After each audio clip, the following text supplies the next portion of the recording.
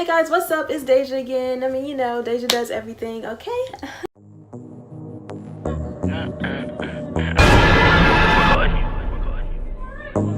Fuck that man. Why that man? So like I've been noticing everybody's starting to talk more about their paranormal stories or tell little ghost stories and stuff. It's nowhere near Halloween, so I can't be like, so I'm gonna tell you my scary story. No, it's nowhere near Halloween, so I can't say that. Seeing everybody talk about it really made me want to talk about my paranormal experience. And like every time somebody asks me about ghosts and stuff, I always bring up this one story, this one house, and like it just, I don't even know if I want to talk about it. Like, it's just scary. Get your hater blockers on, let's put up our crosses and get ready to hear this story. So we had just moved out of our house. It was one story. It was on Greenhedge Avenue, and we had moved to a better house in my cousin's neighborhood, Zale. It was off of Knight. The house was like really nice. It had a huge backyard, perfect for my dog Pepsi. We lived in the cul-de-sac and we had friends around there, Antoine and Ruben. I remember their names like perfectly. Yeah, like we had friends and everything. Now, when we first moved in, it wasn't anything like, oh my god, this house is so scary. It was more like something's weird about this house type of feeling. I was really young, not really young, but I was young. I would say like eight-ish. No, I don't think I was 8, probably 10. Throughout the house, it was very nice, and we looked around, and I happened to find a closet. Have you ever seen the movie Coraline? If you have not seen the movie Coraline, go look up the closet that Coraline went in. You know what? I'll put a picture in here. This is the kind of closet that was in the house under the stairs. My aunt was like, oh, Harry Potter. I guess Harry Potter lived under some stairs or something. I never seen the movie, so I don't know. I was just like, oh, a nice place to, you know, stay by myself if I wanted everyone to get away from my family, you know? So let's fast forward to when all the scary stuff started happening. I would say like a year later, kinda, I guess. I don't really remember the time like that. The first really scary no, wait, I do remember the time. I remember the time. This just rung a bell. Hold on. Okay, so it was like 3 weeks after we moved into the house. Cause I remember we were showing my cousins around the house, and this is where I noticed something like was going on. So my little sister Jada, she's like 13 now. She was really young then. She was like, I don't know, not a toddler, but a little bit over a toddler, where to the point where she could talk but her voice was still squeaky. We would show them around the house, and she would always talk about these imaginary friends, and I remember the names and everything.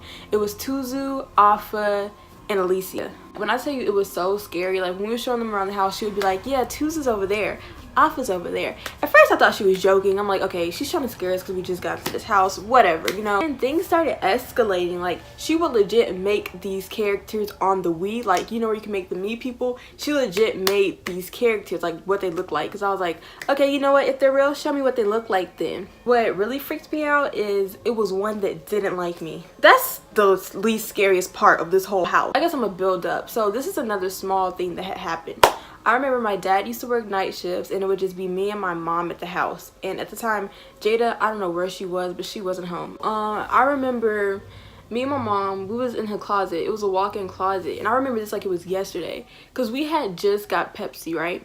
And so she was like, well, what are we gonna name the dog, blah blah blah.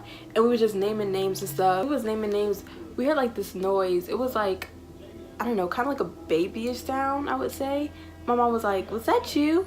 I was like, no. She was like, stop playing, that was you. And I was like, no, it was not. That was not me. That was not me. Like, to this day, she'll be like, now I don't remember that. But I know she remembers it. Like, she keeps trying to say that it was me when it was not me. In my room, I would hear stuff like walking, like on the roof. But my mom would be like, it's just squirrels. It wasn't squirrels, bro. I'm telling you, it was not squirrels. I remember being in the movie room alone, and like, I heard people talking. Like, I heard talking. Whew, and chill. Okay, so this is one of the bigger, scariest things that had happened in that house. We had all left the house that day. I had went to my grandma's house, Jaden went to our grandma's house, my dad and mom went to work. Like I mentioned before, my dog Pepsi, she lived with us, of course, duh. She was an inside dog most of the time. She would run around outside sometimes, but she stayed in the house. So when we left, of course, we kept her locked up. So the type of cage that we had for her wasn't like a cage, like a gated cage. It was like a kind of a roomy cage, and you could zip it to the top to where the dog couldn't mess with it to unlock the cage. I'm gonna show y'all a picture of what the cage looked like right here.